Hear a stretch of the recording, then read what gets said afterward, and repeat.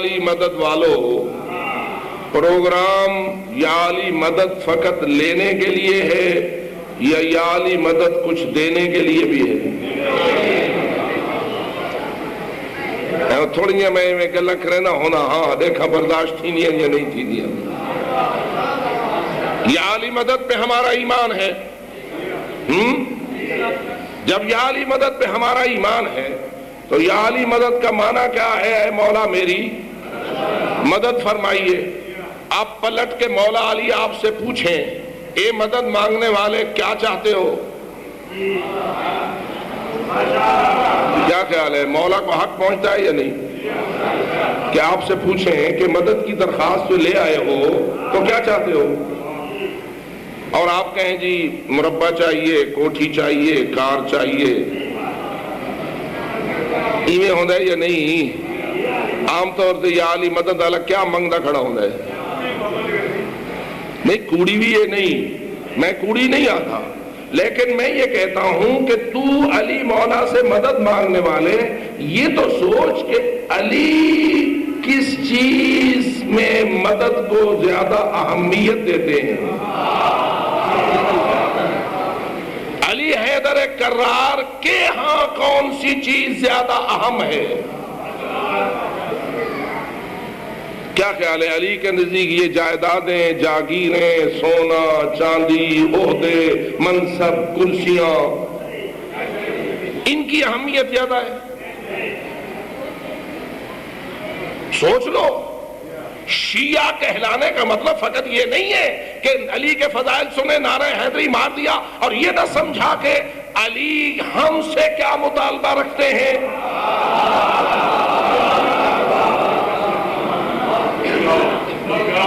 کیا خیال ہے؟ ابھی جیسے میں نے نام لیا، حضرت سلمان یا علی مدد والے تھے یا نہیں؟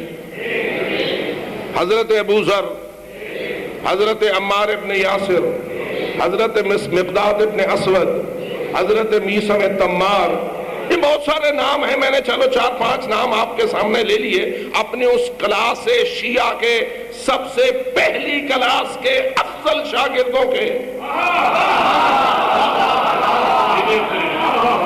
یہی ہستیاں ہیں نا کہ جو ہمارے عقیدے اور ایمان کے حوالے سے علی کے پہلے نمبر کے محب ہیں. ایسا ہے یا نہیں؟ تجھے سمجھ آئے یا نہ آئے ذرا مجھے بتا. حضرت ابو ذر، فقط انہی کا تھوڑا سا تذکرہ کر دیتا ہوں. حضرت ابو ذر غفاری نے اپنے زمانے کے حکمرانوں کے خلاف ایک تحریک چلائی. تحریک علی کے اصولوں کے مطابق تھی. توجہ رہے، اس لیے کہ بیت المال میں کچھ معاملہ گڑبڑ ہو رہا تھا اور حضرت ابو ذر نے کہا کہ اللہ کے مال کو اس طرح آگے پیچھے کرنا اس کے قرآن اور رسول اجازت نہیں دے گئے. انہوں نے تحریک چلائی. تحریک کے نتیجے میں حضرت ابو ذر پہ مصیبت آ گئی. ان کے خلاف لوگوں نے ظلم و ستم ڈھانا شروع کر دیا. بالآخر پہلے انہیں مدینہ سے شام بھیج دیا گیا. شام گئے تو حالات اور زیادہ خراب نظر آئے. ان کی زبان میں اور زیادہ سخت روی شروع ہو گئی. شام والے نے مدینے والے کو لکھا، اپنے گلوں کڈے میرے گل واپس بلا. حضرت ابو ذر کو واپس بلا لیا گیا. مدینے والے نے آخر فیصلہ کیا، ابو ذر تو باز نہیں آتا، لہذا تجھے تیرے سب سے زیادہ ناپسندیدہ صحرا ربضہ کی طرف بدر کیا جاتا ہے. اور اعلان ہو گیا مدینے کی گلیوں کے اندر کہ کل ابو ذر غفاری ربضہ کی طرف ملک بدر ہو رہا ہے اور کسی مدینے والے کو ہم اجازت نہیں دیتے کہ وہ ابو ذر کو الوداع کہنے کی جرأت کرے. توجہ ہو گئی؟ اب دوسرے دن صبح ابو ذر نے اس صحرائے ربضہ کی طرف جانا تھا کوئی نہیں نکل رہا تھا ابو ذر کو الوداع کہنے کے لیے، لیکن نہج البلاغہ جس کا نام پہلے میں نے آپ کے سامنے لیا، جو ہماری نگاہ میں کتابوں کے بھی امام کتاب ہے، قرآن اور رسول کی احادیث کی کتاب کے بعد سب سے اہم مقام نہج البلاغہ کلام علی امیر المومنین کی حیثیت حاصل رکھتا ہے۔ اسی نہج البلاغہ میں یہ گواہی موجود ہے کہ دوسرے دن ابو ذر ابھی ربضہ کے راستے پہ نہ آئے تھے کہ علی حیدر کرار بمائے حسنین شریفین اور بمائے عمار و عبداللہ ابن عباس و مخلص اپنے شاگردوں کے ابو ذر سے پہلے ابو ذر کے استقبال کے لیے آ کے کھڑے ہوئے تھے۔ کون کھڑا ہے، کس کے لیے کھڑا ہے؟ سوچ ذرا، کون کھڑا ہے، کس کے لیے کھڑا ہے؟ کھڑا ہے وہ علی جس کے لیے کھڑی ہوتی ہے وہ زہرا، جس زہرا کے لیے کھڑا ہوتا ہے رحمت للعالمین۔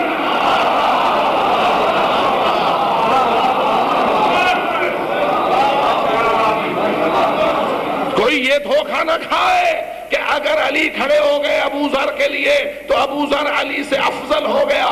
نہیں، رسول زہرا کے لیے کھڑے ہوتے تھے، افضل پھر بھی رسول ہوتے تھے، لیکن افضل ہونے کے ناطے سے کھڑا ہو کے امت کو بتاتے تھے جب میں افضل زہرا کے لیے کھڑا ہوتا ہوں تو ذرا سمجھو تو صحیح کہ زہرا کی منزلت کیا ہے۔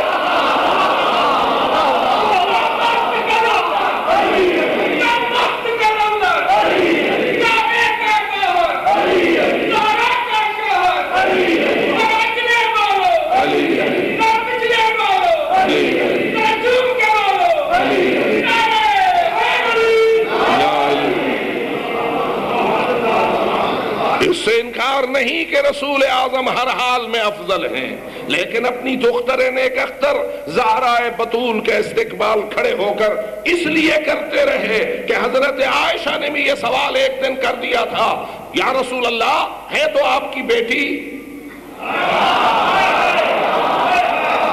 آپ ان کے لیے کھڑے کیوں ہو جاتے ہیں؟ تو سید الانبیاء کا بڑا عجیب جواب تھا اور سادہ سا جواب تھا۔ فرماتے ہیں اے عائشہ، میں ویسے تو نہیں کھڑا ہوتا، اس کا حکم ہوتا ہے تو کھڑا ہو جاتا ہوں۔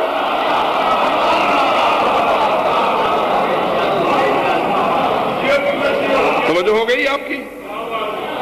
اس کا حکم ہوتا ہے تو کھڑا ہو جاتا ہوں۔ اسی طرح علی کائنات میں سب سے افضل ہیں، لیکن ابو ذر کے لیے کیوں کھڑے ہو گئے ہیں؟ تاکہ دنیا کو بتائیں کہ ابو ذر کی منزلت کیا ہے۔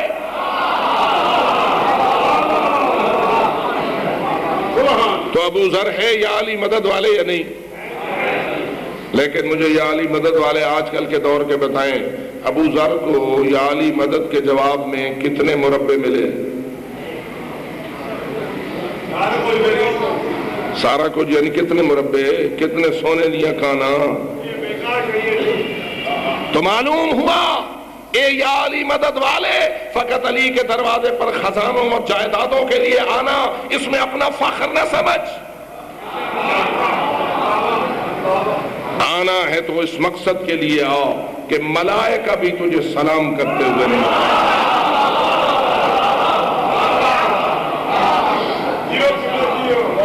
بڑی مشکل صورتحال سے آج کل آپ دو چار ہیں۔ ایک طرف محبت علی کا سخت امتحان ہے یا نہیں؟ محبت علی کا سنگین امتحان آج کے دور میں لیا جا رہا ہے یا نہیں؟ اور ایک طرف ہم ہیں کہ ہم اپنے کردار کے حوالے سے اپنی ذمہ داری کی طرف متوجہ ہی نہیں۔ لوگوں کی حالت یہ ہو گئی ہے کہ ان کو منت کرنی پڑتی ہے کہ نماز پڑھا کرو، ہو علی والا اور نماز سے نفرت کرے۔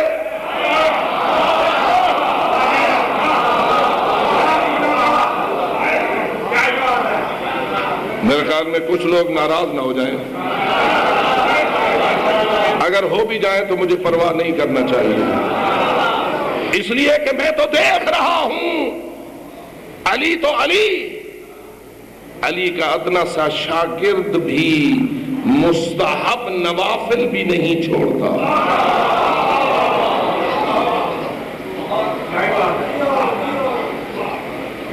اس لیے میرے عزیز منت نہ کرا نماز پڑھنے کے لیے، لوگ تیری شناخت یہ پائیں کہ جو علی والا ہوتا ہے وہی تو نمازی ہوتا ہے۔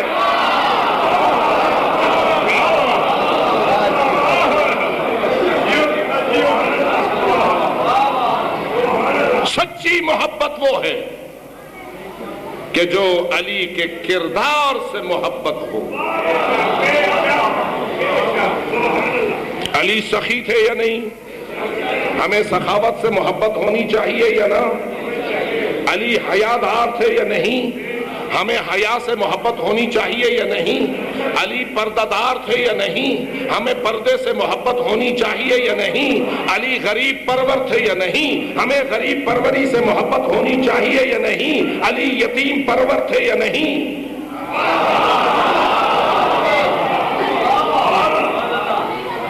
وہ کون سا شیعہ ہے جو اپنے یتیم بھتیجے کی جائیدادیں چھین کر اس کی کمائی سے کرائے مجلس اور یہ خیال کرے کہ مجھ پہ علی راضی ہے؟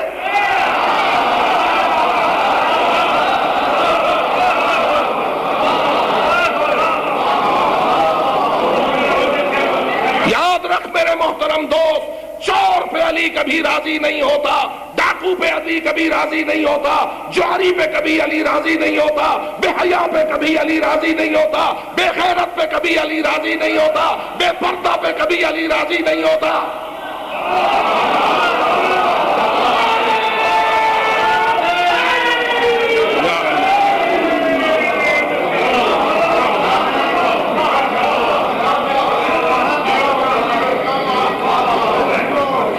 یاد رکھ علی علی کر، لیکن فقط تیری زبان علی علی نہ کرے، تیری آنکھ بھی علی علی کرے، تیرا کان بھی علی کرے، تیرا ہاتھ بھی علی علی کرے۔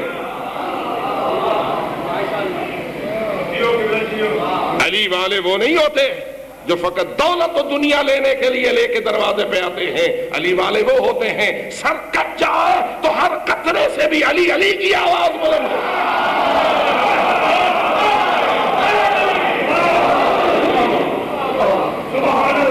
یہی وہ چیز ہے جو ہمیں کربلا نے دی ہے، یہی وہ چیز ہے جو ہمیں کربلا نے دی ہے۔ بس دو جملے تشریف لائے ہیں میرے بات پڑھنے والے، فقط دو جملے عرض کرتا ہوں۔ کیا تیرا اور میرا ایمان ہے یا نہیں کہ شب عاشور جب چراغ بجھ گیا تھا، امام نے خود چراغ بجھا دیا تھا اور اندھیرے میں اپنے جانثاروں کو آزمایا تھا، یہ کہہ کر کہ جس کو زندگی پیاری ہے جانا چاہتا ہے تو چلا جائے، اندھیرا ہو گیا ہے، میں نہیں چاہتا کہ کوئی شرمندہ ہو، لیکن میں لاکھوں مرتبہ قربان جاؤں ان ہستیوں پر جن میں سے سب سے پہلے ابو الفضل العباس تھے، اٹھ کھڑے ہوئے اور کہنے لگے یا ابن رسول اللہ، کیا اس لیے چلا جاؤں میں زندہ رہوں آپ مارے جائیں؟ مجھے اس زندگی کی کوئی ضرورت نہیں جو آپ کی شہادت کے بعد مجھے میسر ہو۔ تجھ میں لاکھوں سلام اے ام البنین کے چاند، آج تیرا نشان اس لیے علمدار اور عزاداری کا نشان ہے کہ تو نے اپنی جان کو حسین پر قربان کرنے کا عہد پورا کیا۔ کہا یا ابن رسول اللہ، کیا اس لیے میں چلا جاؤں کہ میں زندہ رہوں آپ مارے جائیں؟ ایسا نہیں ہو سکتا، جینا ہے تو آپ کے قدموں میں، مرنا ہے تو آپ کے قدموں میں۔ عزادارو، یہ وفا کا دروازہ تھا جو ابو الفضل العباس نے کھولا، اس کے بعد ایک کے بعد دوسرا اپنی وفا شیاری کا اظہار کرنے لگا۔ کوئی کہنے لگا مولا اگر 70 مرتبہ مجھے زندگی اللہ دے اور ہر مرتبہ آپ پہ قربان ہونا پڑے، قربان پہ قربان تو ہوتا رہوں گا، لیکن آپ کو چھوڑ کے جانا گوارا نہ کروں گا۔ تیسرے نے کہا 1000 مرتبہ زندگی دے، 1000 مرتبہ قربان پہ قربان تو ہوتا رہوں گا، لیکن آپ کو چھوڑ کے جانا گوارا نہ کروں گا۔ بالآخر یہ محفل شب عاشور تمام ہوئی۔ امام سجاد فرماتے ہیں پھر کیا ہوا؟ امام خیمے سے نکلے، سارے جانثار نکلے، باہر آئے، امام حسین زیر آسمان کھڑے ہو گئے، ایک ایک کا نام لے کے بلانا شروع کیا۔ قریب آتا تھا ہر شخص اور امام اپنی انگشت کے اشارے سے کہتے تھے جنت میں اپنا محل دیکھ لو۔ حبیب نے دیکھ لیا, مسلم نے دیکھ لیا, زہیر نے دیکھ لیا, ہر ایک نے اپنا اپنا جنت کا مال دیکھ لیا, عین الیقین کی منزل تک پہنچ گئے. فقط اب جنتی ہونے کا یقین نہیں بلکہ جنت کو اپنی آنکھوں سے دیکھ لیا. اب میں آپ سے پوچھتا ہوں, جنہوں نے اپنی اپنی جنت کو اپنے اپنے آنکھوں سے دیکھ لیا, کیا انہوں نے نماز چھوڑ دی؟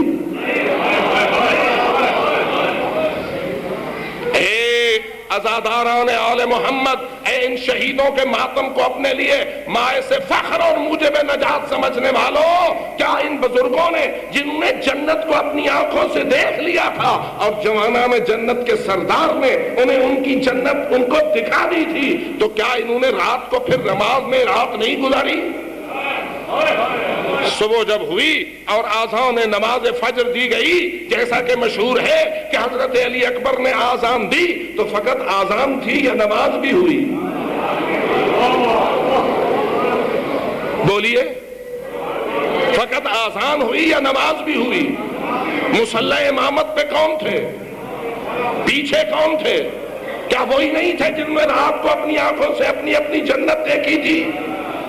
اور میں حیران ہوتا ہوں, روز عاشور جب فجر عاشور ہوتی ہے تو آذان علی اکبر کی مجلس منعقد ہوتی ہے, اور مجلس عزاداری میں رونے والے آذان علی اکبر کی عزاداری پہ آ کے آنسو بہاتے ہیں. لیکن میری آپ سے ایک للہ اپیل ہے, مجھے اتنا بتائیے, آذان کے بعد اتنے ہی لوگ نماز میں بھی ہوتے ہیں جتنے مجلس میں ہوتے ہیں؟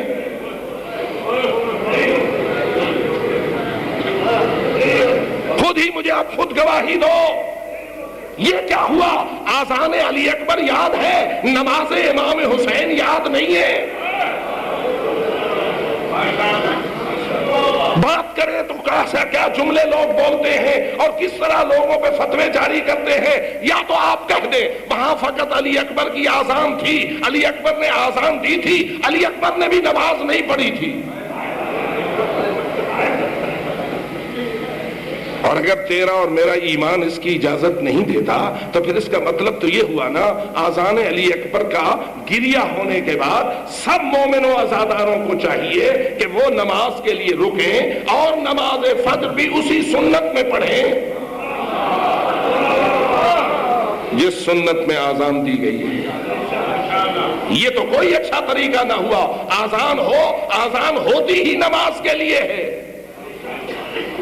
آذان کے بعد نماز نہ ہو تو اس آذان کی تو وہ شان ہی نہیں رہتی ہے کہ جس کے بعد نماز نہ ہو. اور یہی وجہ ہے وہاں بھی نماز تھی. یہ تو وہ نمازی تھے جن نے رات کو اپنی آنکھوں سے جنت دیکھی تھی, لیکن پھر جب عاشور کا سورج ڈھلا تو کیا خیال ہے, جو ساتھی بچے ہوئے تھے, بہت سارے تو شہید ہو گئے تھے, کچھ امام کے جانثار بچے ہوئے تھے. میں آپ سے پوچھتا ہوں, نماز ظہر کو آیا اس وقت بھی نماز باجماعت عاشور کے میدان میں ہوئی یا نہ ہوئی؟ جی ہوئی. کیسے ہوئی؟ وہ نماز کیسی ہوئی؟ آرام سے ہوئی یا تیروں کی برسات میں ہوئی؟ آرام سے ہوئی یا تیروں کی برسات میں ہوئی؟ مولا نے چاہا تھا کہ ظالم جنگ کو بند کر دے تاکہ ہم نماز پڑھ لیں. ان خبیثوں نے, ان شمروں نے جنگ کو بند نہ کیا. جب انہوں نے جنگ بند نہ کی, وقفہ امام نماز کے لیے چاہتے تھے, ملعونوں نے وقفہ کرنے سے انکار کر دیا. لیکن ذرا دیکھ تو صحیح, امام نے ان کے وقفہ نہ دینے کے باوجود بھی نماز پڑھائی یا نہ پڑھائی؟ مجھے نہیں سمجھ آتی. امام تو شہادتوں کے اندر نماز قائم کرتے ہیں اور تو فقط مجلس کے اندر نماز قائم کرنے سے روکتا ہے, اور پھر کہتا ہے کہ تو حسینی ہے. امام تو تیرا وہ ہے کہ جب انہوں نے اپنی جنگ کا وقفہ نہ کیا, امام مصلی عبادت پہ آ گئے, بچے کچھ مجاہد پیچھے کھڑے ہو گئے, لیکن چونکہ انہوں نے تیروں کی برسات کرنا تھی, امام نے اپنے 2 مجاہدوں کو محافظ کے طور پر معین کر دیا. محافظ آگے کھڑے ہو گئے, ادھر سے نماز شروع ہوئی, ادھر سے تیر شروع ہوئے, ادھر سے نماز شروع ہوئی, ادھر سے تیر شروع ہوئے. اب تو کی طرف مجاہد اپنے سینے پہ لے رہا ہے, نشانے بنانے والا زہرا کے لال کو نشانہ بنا رہا ہے، اور مجاہد بڑھ کر کوئی بازو پہ لے رہا ہے، کوئی سینے پہ لے رہا ہے، اور بالآخر تیروں پہ تیر کھاتے رہے۔ مولا اور مولا والوں کی نماز چلتی رہی، نتیجہ کیا نکلا؟ ادھر سے نماز سلام کو پہنچی، ادھر سے سعید ابن عبداللہ حنفی کے بدن میں 13 تیر پیوست ہوئے۔ ادھر سے سلام کا آواز آیا، ادھر سے 13واں تیر سعید کے بدن میں پیوست ہوا، سعید گرا، زمین پہ تڑپا، امام نے مصلی عبادت چھوڑ دیا، آگے بڑھے، اس تڑپتے ہوئے مجاہد کے سر کو اپنی گود میں لیا۔ بس میرے آخری جملے ہیں میرے عزیزوں، میں اس کو یاد رکھنا، اس تڑپتے ہوئے محافظ نماز سے مجاہد کے سر کو اپنی گود میں لیا، اس کی آخری مرتبہ آنکھ کھلی، چہرہ وجہ اللہ حسین کی زیارت کی، اور یہ جملہ اس کی زبان پہ آیا۔ یاد رکھنا، ایک سوال کر لیا اس مجاہد نے۔ کیا سوال تاریخ نے نقل کیا؟ یہ مجاہد سوال کرتا ہے، حل وفیت ابن رسول اللہ، رسول کے بیٹے کیا میں وفا کر سکا؟ اے فرزند رسول، کیا میں وفا کرنے میں کامیاب ہوا؟ زیادہ دیر تو ہو نہ سکتی تھی۔